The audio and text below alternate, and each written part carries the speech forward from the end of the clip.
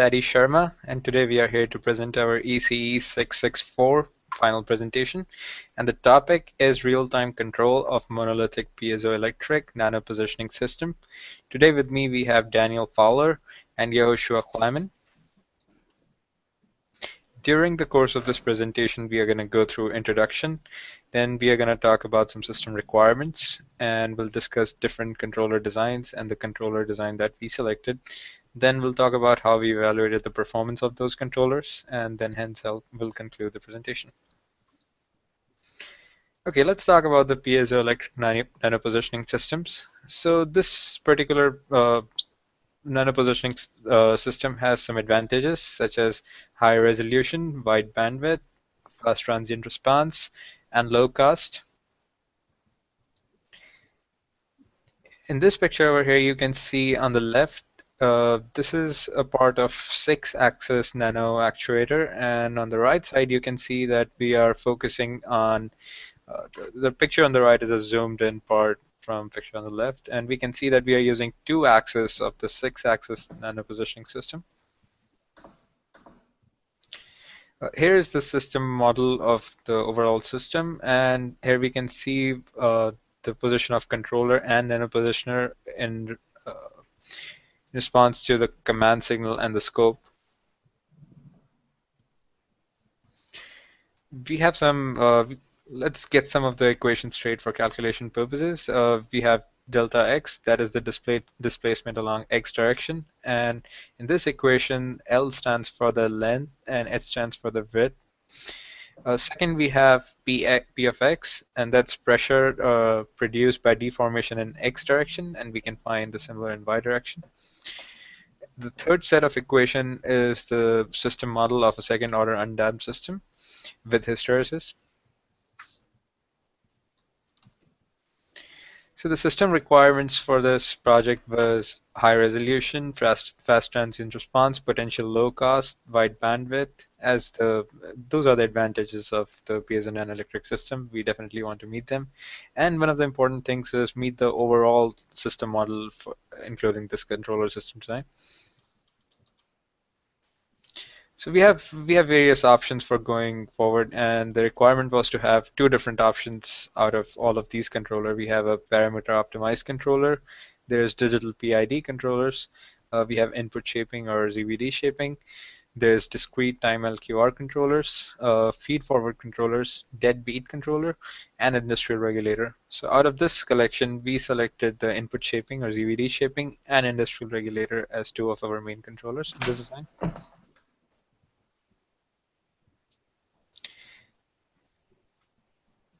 So in this slide, we can see the performance verification criteria. The first plot is a plot of input signal that we use to verify the system efficiency.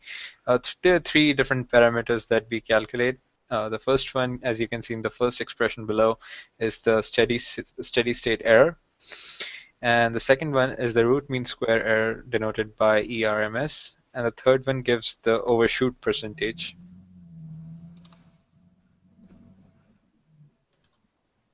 Now I'm going to hand it over to Yehoshua.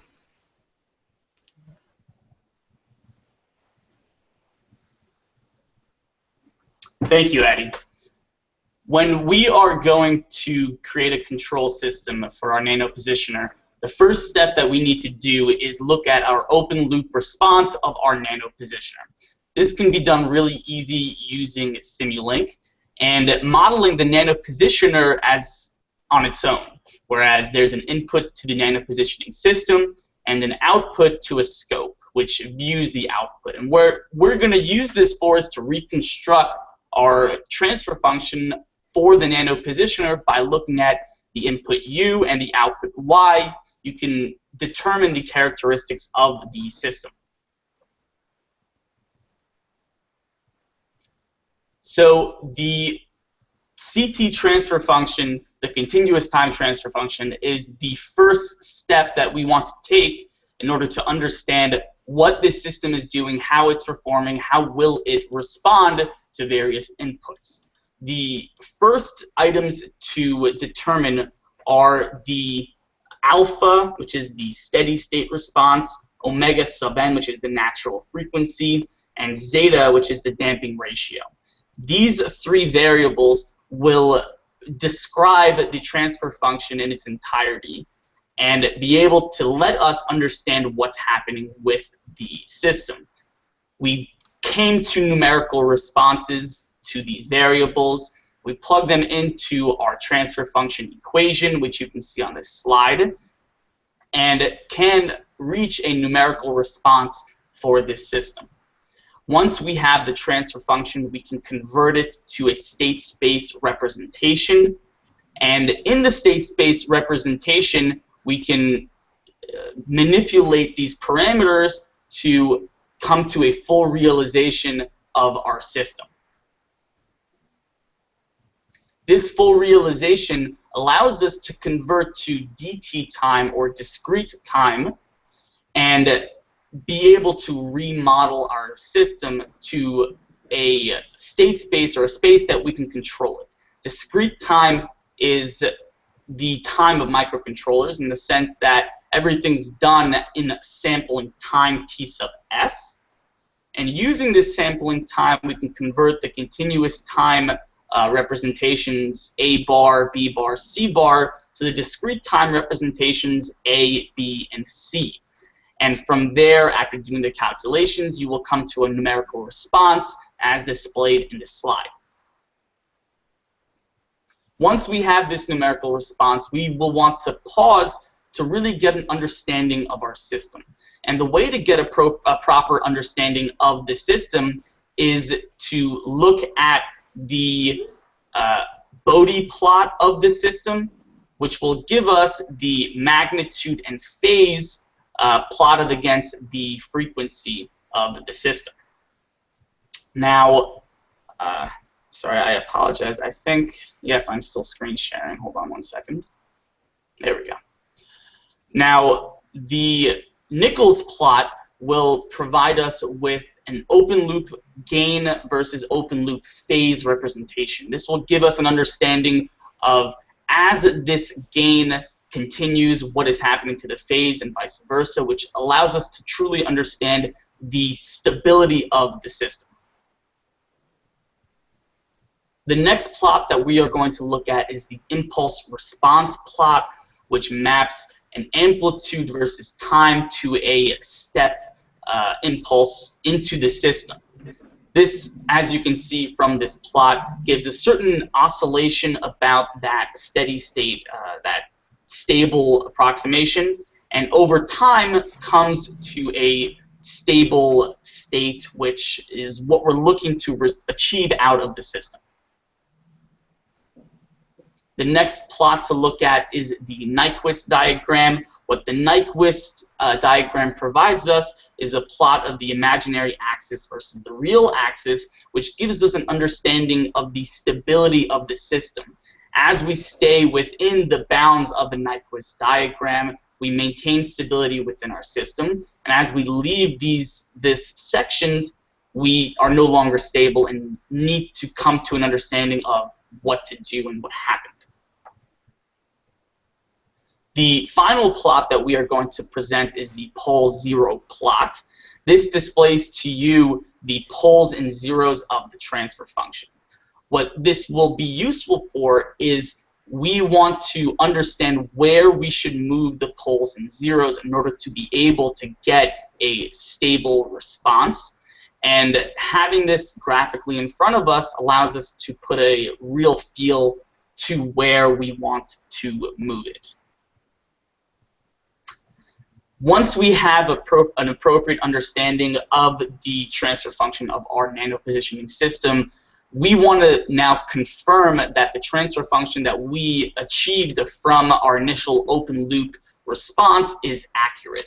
What we are going to do is mux together our transfer function, our discrete time transfer function, with the nanopositioner and have a single output to our scope.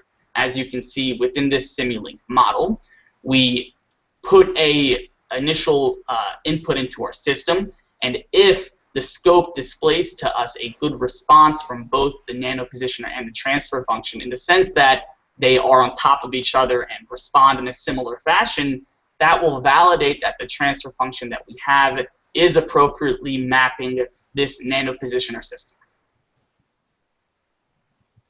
As you can see in this slide, which is the scope output, the response is accurate. We can ignore the slight overshoot in the beginning and see that the transfer function and the discrete time representation of it is appropriate, and now we can use that for our models, use those for our control algorithms. At this point, I'm now going to hand this off to Daniel, where he will describe the first control design that we applied to this system. All right, thank you, Ashwa. So I'm going to talk a little bit about the issue of vibration with my design, and not just the design, the nanopositioner itself. So in order to handle this vibration issue, which due to the small scale displacement of the nanopositioner, we use a ZV or ZVD shaper, and in this case, I use a ZVD shaper, which stands for zero vibration and derivative. It uses 3 impulses to essentially shape the reference command, and as you can see in the slide, the equations actually describe the amplitudes that must be made for each step of the ZVD shaper. And then you also have the change in time between the steps. So all that's calculated from the peak overshoot, which you can see that equation there in the middle. And so I'll talk about the implementation here. You got you actually see the reference command there below where it's ZVD synthesis. Out of that is the actual implementation of the ZVD shaper, and you have A1, A2, and A3. And as you can see, you have 2 transport delays. Of course, A1 starts off at 0, so there's no transport delay there. The first one has the first transport delay, and then you have, and at A3 you have that multiplied by 2, which doubles it to make that shape command. As you can see, this is the original reference command coming into the system. And the shape reference command after comes through the ZVD shaper. And you can see on each one of the original steps of the reference command, the 3 steps that are it's actually it's convolved with that signal, so that you have all 3 of those steps on each one of the original steps of the reference command. Now I'm going to talk about the ultimate sensitivity tuning for the PID or PI controller. I didn't use the derivative part of it. So there are tuning rules for this, and in order to properly tune the system, one effective method you can use is this ultimate sensitivity method. So you take the open loop system, you close the loop with a gain, as you can see there, and you're looking for a gain at which the oscillation occurs, which is a sustained oscillation you're looking at. That's the critical gain. At this critical gain, you are looking for the time difference in the waves between the peaks. And this is what I actually used in MATLAB to execute this ultimate sensitivity tuning. And as you can see, that K value there is 0.01, and that's actually I derived that from sorry, give me a second here. That's basically the point at which the oscillation didn't change. So if I decreased that any more from that value and made the number even smaller, there would be no change in the output. So that's the sustained oscillation you're looking for, in which you get the critical gain. As you can see here, and these are from the slide notes also. I didn't actually say a few slides back. Those were from the notes in Lecture 8. But this was also taken from there. This is just a table that describes, in this case we're only looking at the PI section under the column controller type. So for the PI controller, you can see that you multiply that K value you find by 0.45. Well, the Kc value actually, and you'll get the K value out of that. And then, if you remember the T sub P that we found from between the two waves, the time difference between the first two waves there, divided by 1.2 will give you the integral time. And here's the actual output of that ultimate sensitivity tuning model. And you can see this first two waves right there. From the first to the second peaks right there, you taking the time between the two is right at 800 microseconds, and that was what I used for the T sub P value. And this is the entire integrated system configuration with the PI controller in front of the nano positioner. So instead, the actual schematic, you'll see the original ZVD shaped schematic. I didn't include in this so that you could actually see this on the entire slide. So after that ZVD shaper, you come in with the reference command. You have a discrete PID controller there, and this can be implemented in other ways too. You don't have to use that in MATLAB necessarily, but it is one of the easiest ways to be able to change the proportional and the integral gains. And so this is the whole system. And that's the output of the system. So as you can see, the original, well, you don't see the original reference command. You see the ZVD shape command. And then the output there, as you can see in red, we'll talk about that a little bit more at the end of my session and exactly what that means. But at the end of each one, you see that there's very little oscillation at the end of each step, so that's a good sign. And this is the table I was referring to. Basically, just going to talk about percent overshoot, which is one of the main considerations here. You can see there is a little bit of overshoot between the time interval of 5 and 15 milliseconds. And then 15 and 25, there's also a little more. But at the end of each step, at the 25 to 35 and 35 to 45, you can see there's a zero overshoot. So that's a decent indicator of system performance for this ZVD plus PI controlled system. And now I'll head this back over to Yoshua. Thank you, Daniel. All right.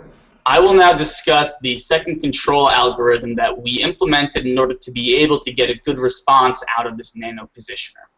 The second control algorithm that I used in order to achieve this was the industrial regulator control algorithms. We had to, within this industrial regulator, use a full order observer in order to be able to get a proper stable system, which I will describe shortly. The industrial regulator is good to use because it combines stabilization and regulation. The intent behind there is to drive the regulation error as close to zero as possible for some reference vector from the beginning of the system.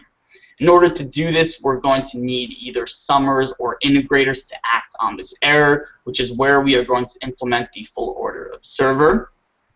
And in an attempt to stabilize these summers and integrators, as I was saying, the full order observer will be implemented within a closed loop system in order to achieve this. Here you can see the full Simulink diagram that allowed us to stabilize our system via this method. As you can see, we have the nano positioner in the center. Beneath that is the that should be full order observer attached to the nano positioner in a closed loop.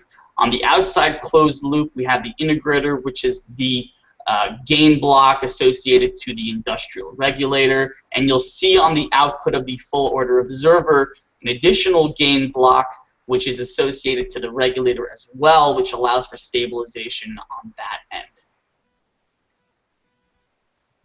Now, in order to design the industrial regulator, the first step is to determine where we want the poles for the regulator to be.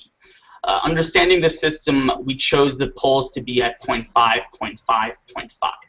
Now, we will create the state space in order to be able to understand this using the equations in this slide. And as you can see, the ultimate intent is to achieve this gain parameter, k sub r, which gives us the two gains k, which is for the overall system, and the k sub I, which is for the integrator. Now, in this industrial regulator, we want to create a modified state space equation, and using the formulas associated to the industrial regulator, we can create how I define as the A hat and B hat for the system. Once we have the A hat, B hat, we want to confirm that we can, in fact, control our system through the industrial regulator. And the way to do this is finding the rank of the M sub C matrix, which the formula is described in this slide, as well as the numeric approximation of this M sub C matrix. And as you can see, the rank comes to a favorable amount of 3, which confirms that we can, in fact, control the system, and we should proceed with our design. At this point, we want to run through various calculations in order to be able to get the P matrix. As you can see, in order to find the overall gain k sub r, we'll need this P matrix. This P matrix is obtained from the inverse of the M sub C matrix, the E3 matrix associated to the M sub C matrix, which is the final row of the M sub C matrix. And from there, we can use the equations using E3 and A in order to come to P. Now, we want to be able to compare the final closed loop representation using the poles that we chose at 0.5 and the poles that we now have from this modified state space using our A hat. Comparing these two values, comparing the open loop characteristic polynomial to the closed loop characteristic polynomial values alpha naught, alpha 1, alpha 2, a naught, a1, a2, we can come to an understanding and come to a numerical result for our k sub r gain variable. Once we have our gain variable, we can plug it back into our overall state space representation as shown in this slide, and we can understand the k and ki gains, which we will need to integrate into our system in order to be able to get an output. As I mentioned before, the k gain is what will be on the output of the observer in order to stabilize that system through the industrial regulator, and the k sub I gain will be associated to the integrator block in order to be able to give a stable response out of the integrator block. At this point, we need to design our full order observer. As we did for the industrial regulator, we will need to choose the poles for our observer. We again use our understanding to choose the poles at 0.5, 0.5. Now, we can then use our previously determined discrete time matrices to figure out our gain equation, our gain for the observer L. And using this L gain block for the observer, we can determine the full state space representation of the full order observer, which will be implemented into the Simulink block diagram. Once we have everything integrated and everything is calculated, we can look at the output of this system, and we can see that there is a steady output out of the system, which means that our control design and control algorithms were appropriate and should in fact be implemented into this nanopositioner system to give us a controlled response. The performance verification will reiterate and will really help us understand how our system performed as associated to the output of the system in the previous slide. And as we can see from this performance verification, the steady state error, the root mean squared error, and the overshoot error are all very stable, are all very appropriate. And as you can see, specifically by the overshoot error, as time continues within a relatively short amount of time, between 25 and 45 milliseconds, it is very realizable at 0. I will now hand the presentation off to Addy in order to give us the final remarks and the final understanding. Thank you, Joshua. So, as you guys saw, both of the performance comparison, the performance of the controllers, we were able to notice that the overshoot after first initial 25 milliseconds was 0, so that's a very good sign. This table over here gives a overall difference between two different controllers in order to determine which one would be best for the application. And the negative values over here denotes that the input shaping controller has an edge over the industrial regulator, whereas the positive values show that the industrial regulator will be better than the input shaping. So as you can see, the the overshoot percentage is pretty much negative in initial 25 seconds. So that would denote that the ZVD controller has an edge over here, but it basically depends upon the application. And that will be all. Thank you for joining us today. And again, my name is Adi Sharma. With me, we have Daniel Fowler and Yoshua Kleiman. Thank you. Thanks.